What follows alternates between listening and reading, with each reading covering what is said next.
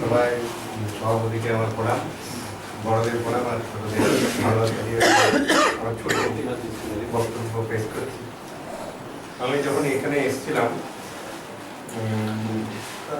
4-5 বছর হয়ে গেছে, তখন রানীগঞ্জ ছাত্রা এটাতে খুব কমেই গিয়েছিল আমাদের অর্গানাইজেশন। আমরা একা একাই ছিলাম। তারপরে আস্তে আস্তে আস্তে আস্তে এখন দেখছি গাদা কালকে দেখুন খাতড়াতে অনেক লোক হয়ে গেছে। খুব খুশি লাগছে যে বিষ্ণুপুর থেকে আমাদের ডিস্ট্রিক্ট অফিস এসে খাতড়াতে চলে এসছে।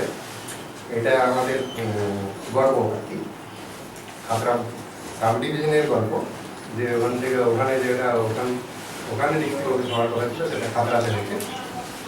আর অবগত বললেন যে শেষের মুখে হয়তো বেরিয়ে আছে, তার মধ্যে আমরা